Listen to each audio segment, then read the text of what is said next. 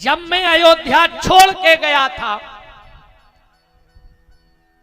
और आज जब लौटा हूं तो जो अयोध्या का खजाना है वो 14 गुना ज्यादा बढ़ गया है। तो मुझे ये पूरी रिपोर्ट चाहिए। क्या किसी पे जबरदस्ती टैक्स लगाया? क्या किसी राज्य को लूटा? किसी का खजाना लूटा? क्या जनता से जबरदस्ती कर लिया गया?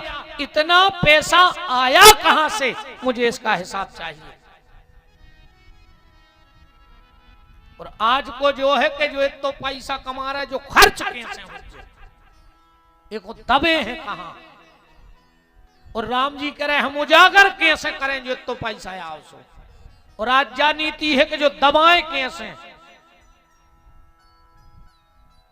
दबाएं कैसे बताओ। राम जी ने कहा चलो भरत को बुलाओ। भरत जी सामने खड़े हो गए, बोले भरत बताओ 14 साल में अयोध्या की संपत्ति 14 गुना कैसे बढ़ गई? भरत जी बोले आप हमसे काहे पूछ रहे? राम जी बोले तुमने 14 साल राज्य चलाओ। राम जी बोले प्रभु एक व्यक्ति आप खड़ा कर दो कि भरत ने 14 साल राज्य चलाओ। बोले फिर? भरत जी बोले प्रभु कुर्सी पे आपकी खड़ा हूं धरी नहीं, हम तो गई नहीं होते। हम तो दूर से पांव पर भी आते नंदीग्राम से और लौट के चले जाते। 14 साल राज्य आपकी खड़ाऊ ने किया है, हिसाब आपकी खड़ाऊ देवे। हम कौन होते हैं हिसाब देने वाले? सब मंत्रियों ने कही बात में भी दम है। जब भारत में चारों लेन देन में नहीं है, जब उन्हें शपथ लाई नहीं थी मुख्यमंत्री पद की, तो काहे को हिसाब देवे? सबरे मंत्री धरना पे बैठ गए, बोले अब हमें नई सरकार से हिसाब चाहिए। राम जी ने कहा तो टेंशन बन गई यार, अपने ही हाथों अपने पांव पे को लग गया, पटक लग गया, अब कहां से दें हिसाब? हनुमान जी बोले प्रभु अगर आप कहो तो हम आपकी निज सचिव बना ले, हमें सलाह हम दे दे रहे। राम जी बोले करे मीडिया के सामने बोलने पर है। राम जी बोले हनुमान जी बोले बोल दे मीडिया नहीं को बैठी रहे, हम बोल हैं। राम जी बोले फंस भी तो नहीं? बोले नहीं नहीं हम ऐसा जवाब देंगे को पुत्र ही नहीं हुआ। राम जी ने कही तो बुला ली मीडिया, हम निज सचिव हनुमान दे है हिसाब। पूरी मीडिया आ गई। बताओ हनुमान 14 साल में इतनी संपत्ति कहां से आई? हनुमान जी बोले पहले सिंहासन की पुरानी फोटो ले आओ। मीडिया ने कही जे हैं जे धरी खड़ा हूं, इस पे कोई व्यक्ति तो बैठा नहीं। बोले नहीं बैठा, खड़ा हूं की फोटो है मीडिया के लेगा। बोले किसी और की बैठक की फोटो तो नहीं है? बोले नहीं है। हनुमान जी बोले सुन ले, अब ऐसे बढ़ गई 14 गुना संपत्ति कि जिसकी संपत्ति राम के चरणों से जुड़ जाती है तो 14 गुना तो ठीक 14 लाख गुना बढ़ जाया करती है। जो चीज राम के चरणों से जुड़ेगी वो 14 गुना तो ठीक 14 लाख गुना बढ़ेगी। इस तन को राम से जोड़ दो, मन को राम से जोड़ दो, धन को राम से जोड़ दो, परिवार को राम से जोड़ दो, तो कभी तुम्हें नुकसान हो ही नहीं सकता। और जिन जिन का समर्पण राम के चरणों में है उसके जीवन का आनंद है। राम जी ने रावण को मार के श्री अवध के सिंहासन पर विराजमान हो गए। बोलो वृंदावन बिहारी लाल की। और अगर राम राज्य की परिकल्पना की जाए तो एक सूत्र है जिसको जोड़ना आ गया वो राम राज्य ला सकता है। और जो तोड़ने की राजनीति करेगा वो कभी राम राज्य नहीं ला सकता। राम चाहते तो तुरंत सिंहासन पर बैठ जाते, पर राम जी ने कहा नहीं, अभी राम राज्य नहीं आएगा। क्यों? 2 राजाओं में बड़ा विवाद था उस समय, दशरथ में और जनक में। राम जी ने एक को बाप बना और एक को ससुर गरे मिला दो, पहले जी पुल तो भरो खाएं। उस समय 2 महात्माओं में बड़ा बैर था, एक विश्वामित्र और वशिष्ठ। विश्वामित्र ने 100 लड़का मारे थे, वशिष्ठ की कथा तुमने जाना था। राम जी ने कही यार जब जी 2 बाबा लड़त रहे हैं तो राम राज्य कहाँ से हो जाए? पहले 2 बाबों की सुलह करवाओ, एक खो गुरु एक खो कुल गुरु। दो ही खोंगरे मिला दो। बोले अब वन है राम राज। बोले अब बैठ जाओ। बोले अभी भी नहीं। जब तक समाज में खड़ा हुआ आखिरी पंक्ति के व्यक्ति से मैं स्वयं जाके नहीं मिल लूंगा, तब तक इस सिंहासन को छूऊंगा नहीं। राम जी सबसे पहले गए, कोल भीलों को गले लगाया। राम जी ने केवट को गले लगाया। राम राज्य में अगर पहला किसी का आधार कार्ड बना था, राम राज्य का पहला अगर कोई नागरिक था तो वो भक्तराज केवट था। यहां से राम राज्य की नींव रखी गई थी। राम जी ने एक एक को जाके गले से लगाया और जब लौटे और फिर बोले अब राम राज्य की स्थापना, क्योंकि मैंने जोड़ा है और जो जोड़ेगा वो राम राज्य लाएगा, जो तोड़ेगा वो कभी राम राज्य ला नहीं सकता है। जोड़ना ही राम राज्य है। इसके बाद अब कृष्ण जन्म की भूमिका कथा तो तुम्हारे सभी जाना था, नई बात का बता दें तुम्हारों को। ठीक भी तो तुमने सुना ही आ रहा है कि अब क्या करें महाराज ने, तुमने चेत के काम के रे अंदर है तो अब कथा ही सुन लाए नहीं है। चलो कुछ नहीं है। अरे कल हमने एक बात ना कही थी, हमने कह रहे थे कि लूट ले रहे जित तो लूट पाओ। एक जी ने कह रहे थे काय गुरुजी से तुम क्या काय किया रहे थे। हमने कही काय, कहने लगे थे 10-12 पंखा धरे हैं, हम आए थे हैं नन्या बे लूट लाए। अरे हमने कही दद्दा राम नाम की कही थी ना तुम गौशाला लूट ले जाओ। मजाक कर रहे थे। कहने लगे गुरुजी हम तो सोच रहे थे कि गुरुजी ने कह दी कि लूट ले सो जी पंखा तो धरा ही लाए गाड़ी में, फिर वो जो कछु लोटे हाथ आ है सो बोलाएंगे। हंस रहे थे हम लोग रात में। मथुरा के राजा उग्रसेन, उनका बेटा कंस, चाचा देवक, उनकी बिटिया देवकी, सूरसेन के पुत्र वसुदेव जी को 6 महीने पहले में आई, 7वीं देवकी को विवाह हो रहा जा रहा है और कंस लेके जा रहा हो तो देवताओं ने आकाशवाणी कर दी। अच्छा तो जो लग रहा हो कि देवताओं ने का पक्षपात करो रे का कंस की तरफ हते ने कहते देवता तो 6-7 भी बाल बच्चे तो न मारते और वसुदेव देव की जेल में न रहते। देवताओं ने ऐसा क्यों किया, इसका जवाब तो हम कल देंगे। देवता ने बहुत बड़ी चाल खेली थी। जब या निर्दोष बच्चा मरे न वो दोष तो फिर देवताओं को लगना चाहिए। तो कंस ने जेल में डाल दो, 6 बच्चा मार दे। साथ में बलराम जी आए और वसुदेव की दूसरी पत्नी रोहिणी के गर्भ में प्रविष्ट भय। समय आवे पे उनको जन्म भाव। बोलो दाऊ दयाल भगवान की। फिर भादों का महीना, रोहिणी नक्षत्र, बुधवार का दिन भगवान माता देवकी के गर्भ में प्रविष्ट हो गए हैं। अब हम भगवान का जन्म करेंगे। आज गैया मैया के यहाँ गोपाल का जन्म होना है। बहुत ही मंगलमय सौभाग्य है कि आप गौधाम में, गौधाम कहाँ है कैसा है तो हम आपको कल की कथा में बताएंगे कि गोधाम वास्तव में का है। जो शंकर जी की सारे आए गोलोक जिनमें भगवान नारायण रह रहे हैं, शिव पुराण उठा कर पढ़ियो जो शंकर जी की गौशाला आए। शंकर जी ने एक बार इतने खुश हो गए थे कि अपनी गौशाला भगवान नारायण को दान में दे दी थी। सार जी को कहते हैं अपने घर की, जो सारे आए गो शंकर जी की सार दे दी थी गोलोक के ले तो मैं दई। हमने सुना नारायण उतना ही रहते हैं वही में। तो यहाँ तो नारायण का घर है, नारायण अपने घर में आ रहे हैं। मैं बहुत बहुत धन्यवाद साधुवाद आप सबको देता हूँ। और कल नंदोत्सव रहेगा, आप सब अधिक से अधिक संख्या में पधारें। दूसरी प्रार्थना ये है कि अब 5-7 मिनट में हम आरती करेंगे। कोई बगैर भोजन का ना जाए, आप सबसे हाथ जोड़ के प्रार्थना है। कोई बिना तना विलंब भी हो जाए। और जो एक बात और सुन लो, जितने यजमान हैं हम सबके रिश्तेदारों नहीं जानत, सबके नातेदारों नहीं जानत। अगर कोनो तुम्हारो रिश्तेदार भूखो चलो गाओ तो ओ को दोस्त तुम्हें कहाओ, विपिन बिहारी को ने कहाओ।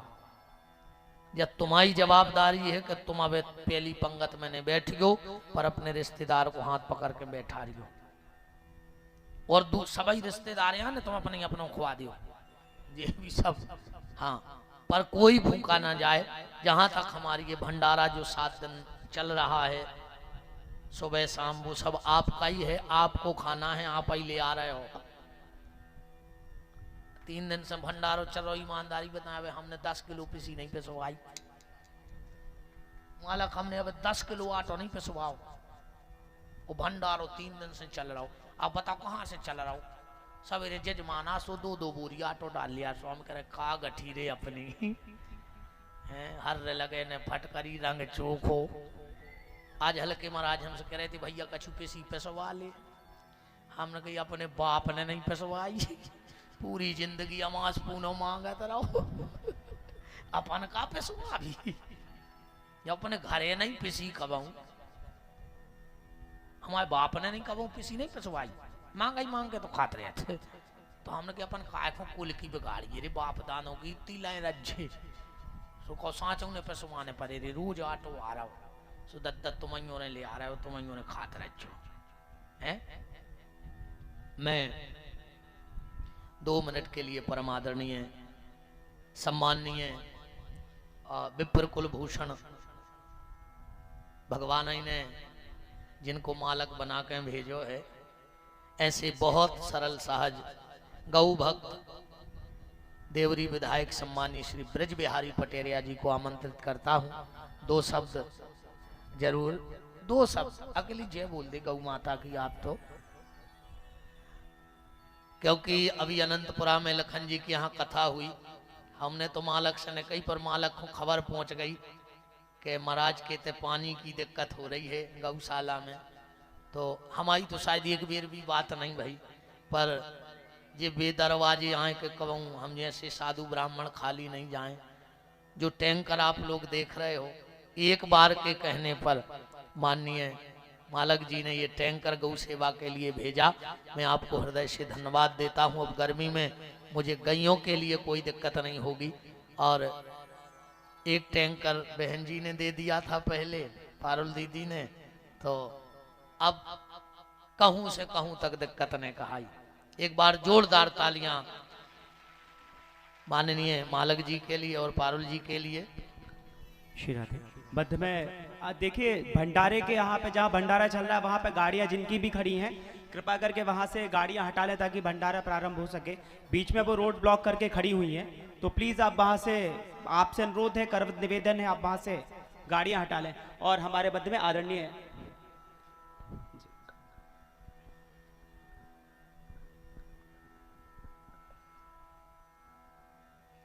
सर्वप्रथम व्यासपीठ के चरणों में अपना प्रणाम निवेदन करता हूँ।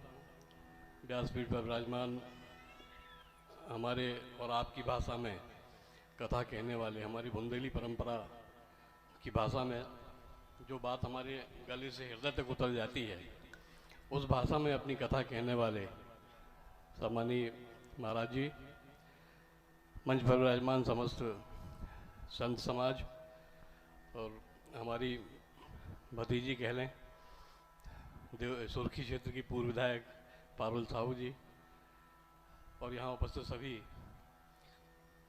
हमारी माताएं, बहनें, हमारे हम उम्र साथी, नौजवान दोस्तों, प्यारे बच्चों, कहने को कुछ भी नहीं है। जहाँ विपिन बिहारी जी महाराज विराजमान हो, वहाँ किसी की क्या हैसियत के कुछ कह पाएगा, तो वो सारा सब कुछ कह देते हैं।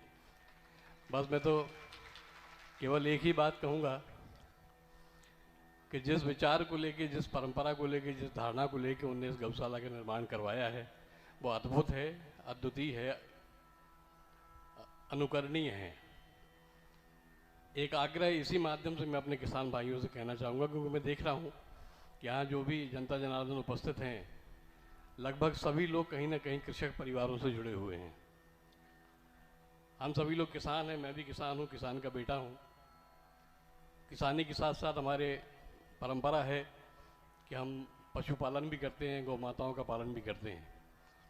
बस एक ही आग्रह है, उतनी ही गौ माताओं का पालन हम अपने घर में करें जितनी की सेवा हम कर पाएँ। अक्सर देखने में ये आता है कि हमारी हैसियत तो 2 या 5 गौ माताओं की सेवा करने की नहीं है, और हम घर में बांध लेते हैं 10 ठो। जब गौ माता जन जाती हैं, बछड़े को जन्म दे देती हैं, तो बछड़े को हम घर में बांध लेते हैं, गौ माता को निकाल देते हैं कि जाओ मालक के खेत में। तो ऐसा नहीं होना चाहिए। हम उतनी ही गौ माताओं का संकल्प लें सेवा का जितनी कि हमारी सामर्थ्य है। अक्सर होता ही है कि फिर वो गौ माताएँ वीरान जगहों में भटकती हैं, दुर्घटनाएं होती हैं, सड़कों पर आती हैं और बड़ी दयनीय और दुखद स्थिति होती है। तो मेरा यही आपसे आग्रह है। दूसरा आग्रह एक और है, अभी महाराज जी कथा पीठ से कह रहे थे कि जो राम के चरणों से जुड़ गया उसका जीवन 14 गुना नहीं 14,000 गुना बढ़ जाता है, संपन्नता आ जाती है, सुख समृद्धि आ जाती है। मेरा एक ही विनम्र आग्रह है आप सबसे, खासतौर से हमारी माताएं जो यहाँ बैठी हैं, क्योंकि बच्चों के पालन पोषण की महती जवाबदारी माताओं बहनों की ही है, होती है।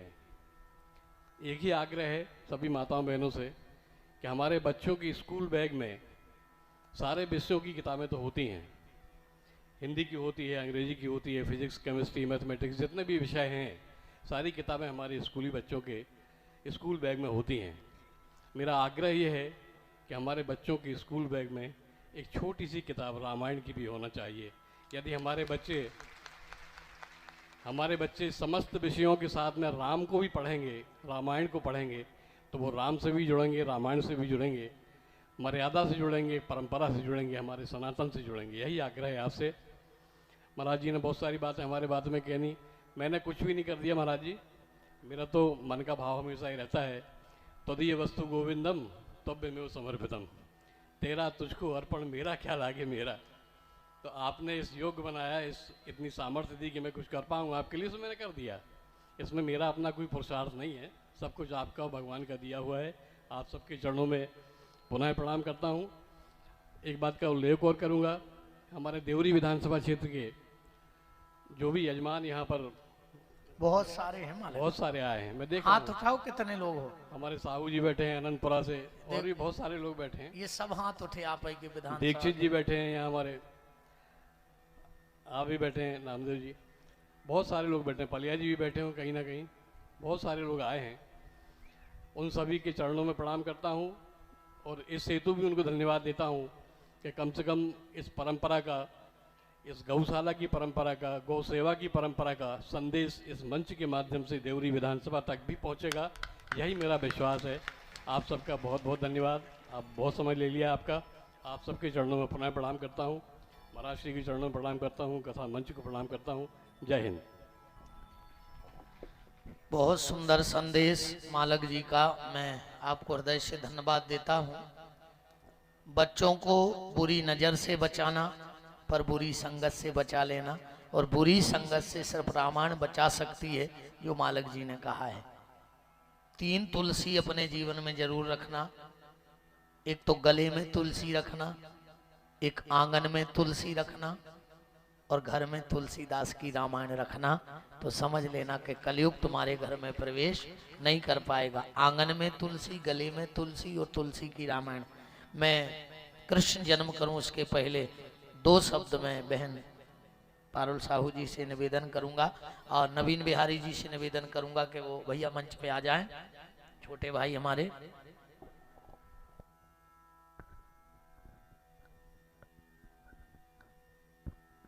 बोले राधा कृष्ण भगवान की, हमारे सावरे सरकार की।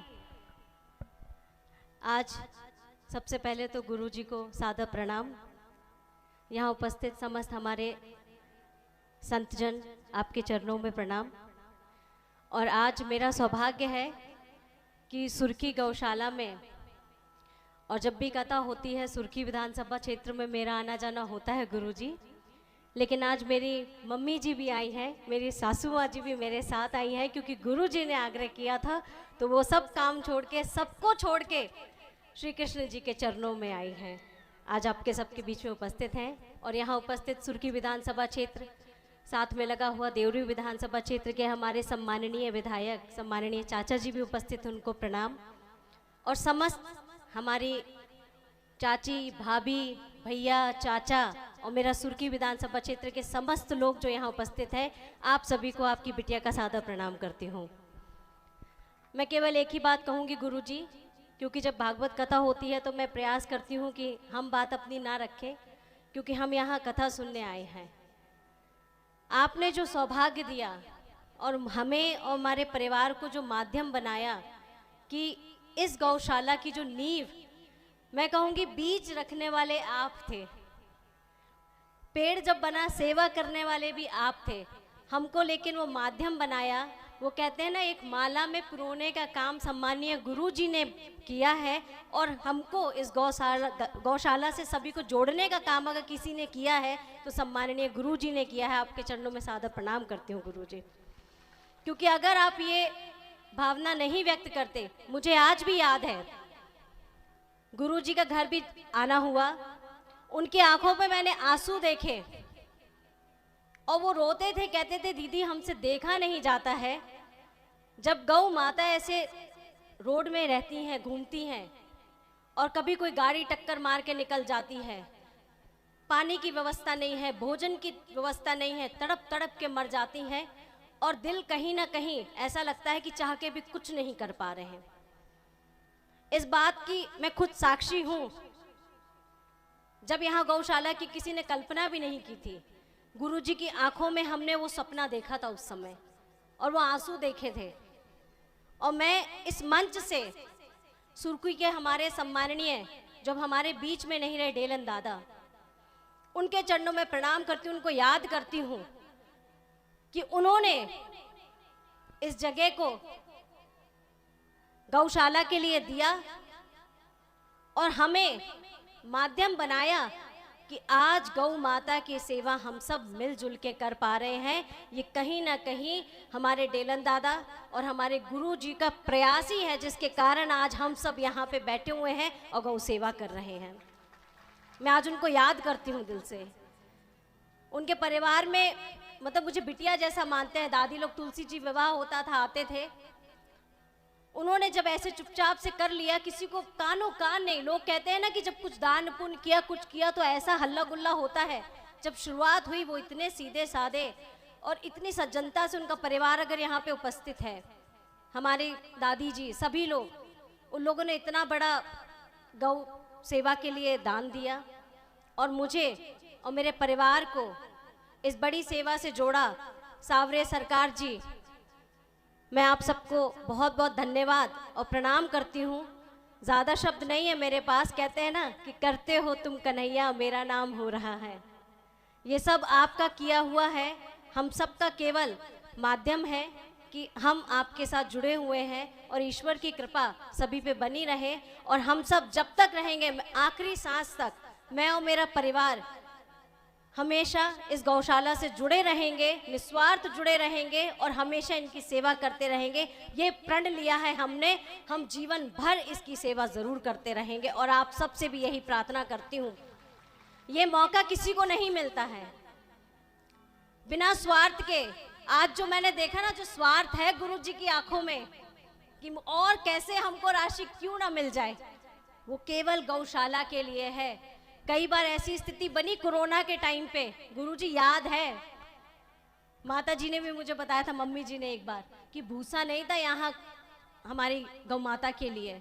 गुरुजी बहुत परेशान रहे, लेकिन गुरुजी, ईश्वर की ऐसी महिमा है और आपकी ऐसी सेवा है कि आपके साथ सभी जुड़े हुए हैं। और गौ माता जो यहाँ पे हैं वो कभी ना भूखी रहेंगी ना कभी प्यासी रहेंगी, क्योंकि हम सब केवल मात्र एक आधार है सेवा करने के।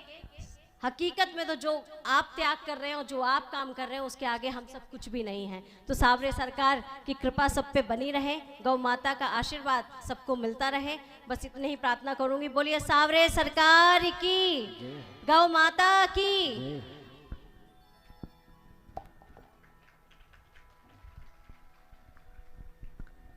बहुत बहुत धन्यवाद। आप सबका बल ऐसे ही हमें मिलता रहे और मैं अपने रास्ते पे आगे बढ़ता रहूं। बहन जी, बहुत बहुत धन्यवाद।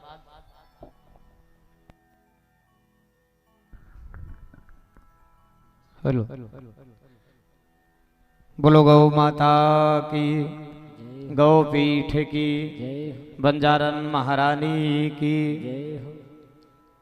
बहुत बहुत हृदय से पूरे सावरे सरकार गोपीठ परिवार की तरफ से आज पंचम वर्ष ये वार्षिक महामहोत्सव गोपीठ के लिए आज हम चतुर्दिवस का महापर्व विश्राम दिवस के पर्व में सम्मिलित हो चुके हैं, जिसमें सभी विराजे हुए भक्त जो यत्र तत्र दूर दराज ग्रामीण अंचलों से चल करके आए हैं, उनका पुनः हमें विश्राम समय में दोनों हाथ जोड़ करके हृदय से वंदन अभिनंदन स्वागत साधुवाद करता हूँ। जितने भी भक्त वृंद इस समय गोपीठ में पधारे हैं, उनका हृदय से बहुत बहुत मान और बहुत बहुत सम्मान। इस दिव्य भव्य सभा के मध्य में सभी संत चरण जो इस समय व्यासपीठ की शोभा है और जिनसे आज ये सभा शोभामान हो रही है, ऐसे सभी हमारे पूज्य संत चरण सबके श्री चरणों में समस्त गोपीठ परिवार की तरफ से मैं प्रणाम करता हूँ। आज की इस सभा के मध्य में हमारे देवरी विधानसभा क्षेत्र से हम सब ब्राह्मणों का गौरव, सरल सहज स्वभाव हो संत सेवी जनता में जिनने जनार्दन का रूप देख करके और जन जन की सेवा करने का संकल्प जिनके कर कमलों में है, गैया मैया के परम उपासक साहित्य वाणी गौरव हमारे क्षेत्र की शान हमारे आदरणीय मंजली भैया श्री हरनाम सिंह जी राज बहुत बहुत मान सम्मान करता हूँ। हमारे डॉक्टर साहब आदरणीय मौर्य जी विराजे हैं, उनका भी मैं मान सम्मान करता हूँ। और सभी यजमान के जितने रिश्तेदार, उनके नातेदार, उनके संबंधी जो जिस लड़ी परिवारों से जुड़े हैं और यजमानों के परम मंगलमय आग्रह पर इस भव्य सभा में पधारे हैं, तो मैं एक साथ यजमान के सभी रिश्तेदारों का हृदय से बहुत बहुत मान और सम्मान करता हूँ। जितने भी यजमान इस धर्म यज्ञ में सापत्नीक बैठे हैं और जिन्होंने अतिथियों को आमंत्रित किया है, आज इस सभा में जितने भी अतिथि आमंत्रित हैं, मैं उनका बहुत बहुत मान बहुत बहुत सम्मान करता हूँ, हृदय से धन्यवाद करता हूँ। इस सभा के मध्य में आदरणीय बड़े भैया श्री दीपक पौराणिक जी जो सावरे सरकार गोपीठ परिवार के कुशल मंच संचालक हैं, वाणी की धनी हैं, उनका भी मैं मान करता हूं।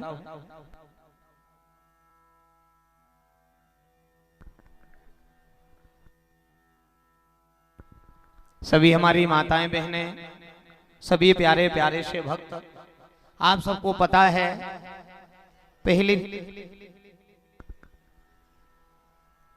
आप सबको पहले से पता है आज सावरे सरकार गोपीठ परिवार 9वां गोपीठ वर्ष मना रहा है। 5वां वर्षगांठ महामहोत्सव है। अभी आपने व्यासपीठ से भी सुना, पिछले जब से गोपीठ परिवार का निर्माण या ये सत्कर्म प्रारंभ हुआ है, जब से लेकर के आज तक आप सबके एक एक रुपए से ये आयोजन संपन्न होता है। इतने लोग यहाँ जितने बैठे हैं, शायद इनमें से कोई ऐसा हो जिनको ये पता ना हो कि हम दोनों भाइयों ने उस सावरे सरकार परिवार में जितने भी भक्त निस्वार्थ भाव से अपनी सेवा दे रहे हैं, उन्होंने अपने कर कमलों में एक संकल्प लिया है, 1 रुपया भी आपका किसी व्यक्तिगत जीवन में खर्च नहीं होगा। ये हनुमान जी महाराज की शपथ लेकर के संकल्प लिया गया था। उससे बड़ा संकल्प ये है कि आपके पैसे का सदुपयोग होगा। ऐसा भी नहीं कि वो पैसा गौशाला में लगे और उसका व्यस्त वेस्टेज खर्च हो, ऐसा भी नहीं होगा। जहां जहां उचित रहेगा, कम से कम में रहेगा, जैसे जैसे में रहेगा, उसमें आपका पैसा विधिवत खर्च होगा। एक बात और मैंने आप सबको कल बताई थी, ये तो हमेशा आप अपने ध्यान में रखना, इस समाज में सब अच्छे बुद्धिजीवी लोग, ज्येष्ठ वरिष्ठ, सब सुंदर विवेक रखने वाले सभी सम्मानजन विराजे हैं। हमने आपसे कल भी कहा था, ये जो 7 दिन 7 रात का दान है, आपका दान तो हम आपसे वर्ष भर लेते हैं, साल भर आप लोगों से दान लेते हैं। जहां जहां भी कथाएं होती हैं, चाहे भैया की हो चाहे हमारी हो, कथा के लास्ट 3 दिन में झोली फैला करके गैया मैया के लिए भीख मांगी जाती है। पारितोष के रूप में उसमें आप अपनी सहयोग राशि देते हैं, वो राशि यहां आकर के जमा हो जाती है। पर आप जो 7 दिन 7 रात में यहां जो राशि देते हो, इस राशि से साल भर गैया मैया की सेवा होती है। एक 7 दिन 7 रात में दिया हुआ आपका दान आने वाले 358 दिन चलता है और फिर से वो महावर्ष पर्व आ जाता है। और आप सब फिर गोपीठ परिवार में बैठ करके उस सत्कर्म अपने माता पिता, अपने पितृ, अपने परिवार की सुख समृद्धि के निमित्त करके यहाँ से चले जाते हैं। एक बात और हम आपको बता दें, समय तो प्रेम पराकाष्ठा पर परिपूर्ण है, लगभग 2-3 मिनट शेष है हमारे पास। अब अगर आज के समय में अगर किसी को कष्ट है,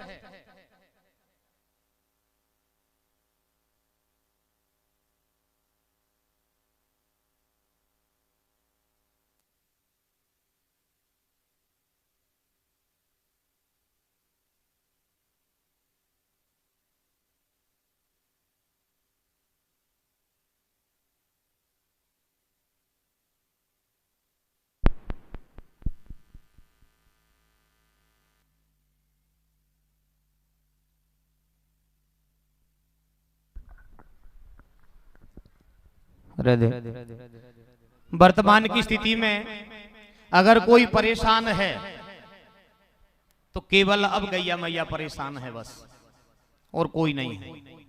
अगर कोई ये कहे कि गरीब है, तो अब आज के समय में कोई गरीब नहीं है। अब गरीब केवल वो है जो नाकारा है, जे पे करो खाओ नहीं जा रहा हो, केवल गरीब वो है, बाकी अब गरीबी रही नहीं है। बड़ी प्यारी व्यवस्थाएं चल रही हैं, कहने की जरूरत नहीं है, आप सब समझदार हो। कोई गरीब नहीं है, कोई परेशान नहीं है। अब अगर कोई असहाय और कोई परेशान अगर है, तो अभी आप मालक जी से सुन रहे थे कि अगर दूध देने वाली गैया घर में है, जब तक दूध दे रही है तब तक तो घर में है, और जैसे दूध देना बंद किया रोड पर छोड़ दिया। पर आप सबको ये पता होना चाहिए, वही गैया गोपीठ परिवार की शोभा है। जो गैया रोड पर एक्सीडेंटल है या कहीं से कोई सूचना मिलती है और वो गैया यहाँ आकर के लाई जाती है। आप अगर चाहो तो जब भी आप कभी भोजन जीवने जब जाओ, भंडार प्रसाद करने जाओ, तो आप गैया मैया की अस्पताल की तरफ जाना। वृद्धाश्रम के नीचे एक कक्ष बनाया है जहाँ पर ज्यादा मच्छर ना हो, कुत्ता वगैरह वहां ना जा पाए। अभी आप वहां जाकर के देखोगे तो आज की स्थिति में भी वहां ऐसी गैया अभी भी हैं जिनके पांव नहीं हैं, जिनकी कमर टूट गई है, एक्सीडेंटल होकर के आई हैं। अभी भी वो गैया मैया की सेवा आप देख सकते हो। तो आपको लगेगा कि मेरी दी हुई राशि अगर इस सत्कर्म में लग रही है तो आप भी बड़भागी हो, तुम्हारे माता पिता भी बड़भागी हैं, तुम्हारा परिवार भी बड़भागी है, और तुम्हारा दाम्पत्य भी बड़भागी है। जो इतने बड़े धर्म यज्ञ की शोभा गैया मैया के सत्कर्म के लिए तुम्हें बनाया गया है। तो केवल अब परेशान गैया मैया है। परेशानी का कारण यह है, अभी आप सुन रहे थे गैया मैया की महिमा में एक बात हम आपके लिए बताएं। जिन जिन लोगों ने अपने जीवन में कभी गौदोहन किया हो, प्राय यहाँ सब किसान परिवार बैठे हैं। आज की स्थिति तो रघुनाथ जी जाने, पर आज से 3 दशक पहले हर घर में ये दोनों टाइम काम होता था। आज चर्चा चल रही थी दही बिलोने की, मठा की खुशबू की, और एक शब्द तो शायद आप लोग जानते नहीं होंगे, जहां गैया रहती हैं, गैया की जगह जहां वो गौमूत्र और गोबर करती हैं उसको खाड़ कहते हैं। ये हमारे घर से दोनों चीजें चली गई, मथानी की बास और खाड़ की बास, ये दोनों हमारे घर से चली गई। तो जिन लोगों ने अपने जीवन में गौदोहन किया हो वो जरा ध्यान करें। जब दिन भर की गैया जब अपने घर में आती थी और शाम को जब मालिक गौदोहन करता था तो गैया अपने बछड़े को चाटते चाटते अपने मालिक का कंधा सूंघती थी। अब जिन जिन लोगों को ध्यान हो जरा बताओ, अगर ये बात सत्य हो तो। अभी आप लोगों को अनुभव में नहीं होगी, पर जिन जिन के अनुभव में वो बताओ जरा। जब जब भी मालिक अपने घर में गैया लगाता था तो गैया अपने बछड़े को चाटते चाटते उसका कंधा सूंघती थी। पता है गैया मैया क्या करती थी? गैया मैया के नाक में मालिक के शरीर में आने वाली बीमारी का 2 महीने पहले आभास हो जाता है।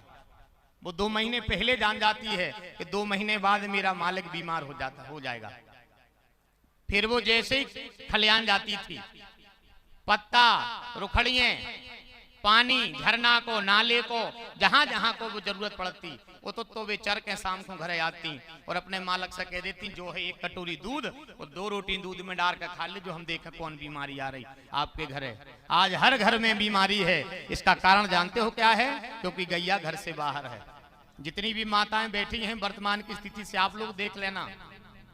आदमी पूछते मोड़ा बहुत तो डस्टोन काहे नहीं कराओ, सो सास या दादी मुंह बना के कहते हैं कि जितने में डस्टोन होने तो उतने में तो अस्पताल से छुट्टी भई थी, 12 तो बेगाव तो नहीं, जितना भज्जा की अस्पताल से छुट्टी भई थी 2.5 लाख लगे थे। जब भज्जा घरे आए थे अब काय में लड़ुआ बनवा दें, वो काय में बाजे बजवा दें, घर के ही तो बाजे बज गए। जानते हो ये क्या स्थिति है। अभी आप महंत जी के मुख से सुन रहे थे, दही बिलोने की चर्चा चल रही थी। ये बात भी जिन जिनको ध्यान हो जरा ध्यान में रखो। बहन बेटी के यहाँ 4-5 महीने का गर्भ रहता था, सास बहू से कहती जाओ बेटा छो मई भाले।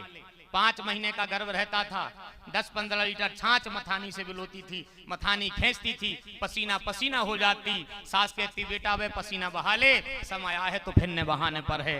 केवल ये दही बिलोने के कारण दुनियादारी से ये कितने कष्ट में हो आप सब समझ गए होगे, कितने कष्ट में हो आप सब समझ गए होगे।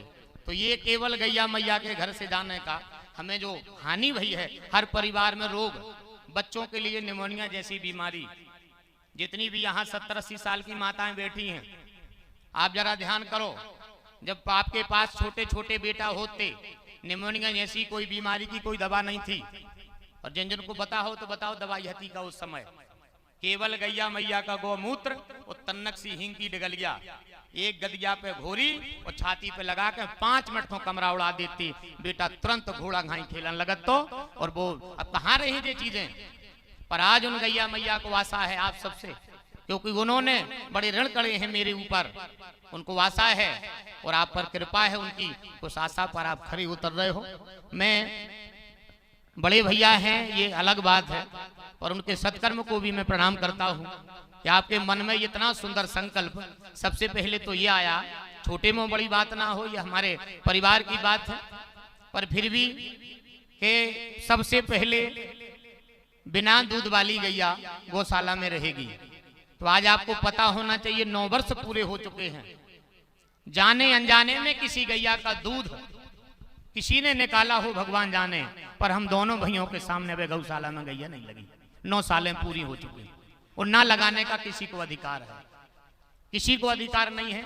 और ना हम लोगों ने कभी कहा है कि कोई विशेष भी अगर आ गया तो कहते भैया 40 रुपया को दूध तुम खुद मंगा ले, हम पानी तो प्या है गौशाला में। अभी देखो, अभी भी अगर हम आपकी जो भी सेवा कर रहे हैं तो रोज सुबह शाम दूध आ रहा है, उसका पैसा जाएगा, आप सबके हिस्से से जाएगा, पर वो गौशाला का दूध